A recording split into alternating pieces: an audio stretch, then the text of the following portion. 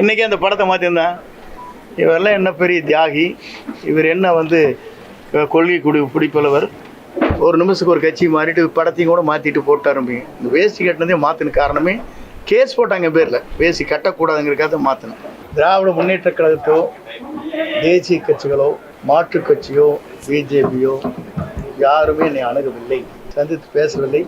உங்கள் கருத்து மட்டும்தான் பேசியதாகவும் எங்கிட்ட படம் இருக்குதான் காட்டுங்க.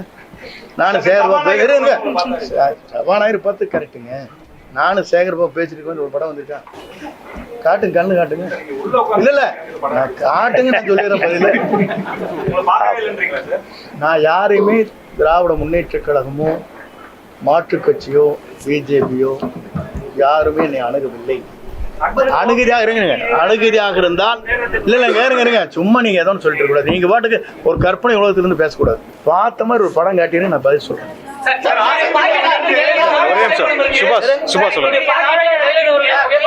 ஒவ்வொருத்தரா கேளுங்க, ஒரே ஒரு தான் கேளுங்க. சுபாஷ் கேளுங்க. நீங்க என்ன சொல்றீங்கன்னா, இது ஜனநாயக கட்சி, யாரை வேண்டுமானாலும் தங்களுடைய விருப்பப்பட்டவரை படத்தை வைத்துக் கொள்வது ஆட்சேபனையே கிடையாது.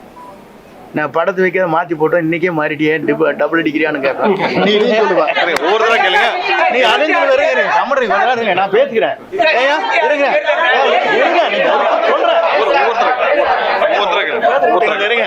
நீங்க என்ன சொல்லுவீங்க? இன்னைக்கு அந்த படத்தை மாற்றிருந்தேன். இவரெல்லாம் என்ன பெரிய தியாகி, இவர் என்ன கொள்கை பிடிப்பவர், ஒரு நிமிஷத்துக்கு ஒரு கட்சி மாறிட்டு படத்தையும் கூட மாற்றிட்டு போட்டு ஆரம்பிங்க. இந்த வேஷ்டி கட்டினதே மாற்றின காரணமே கேஸ் போட்டாங்க பேரில், வேஷ்டி கட்டக்கூடாதுங்கிறக்காக மாற்றினேன். புரியுதுங்களா? படத்தை வச்சு கூட அவங்க சொல்லவே இல்லை. யார் படத்தை வேண்டுமானாலும் வைத்துக்கொள்ளலாம்.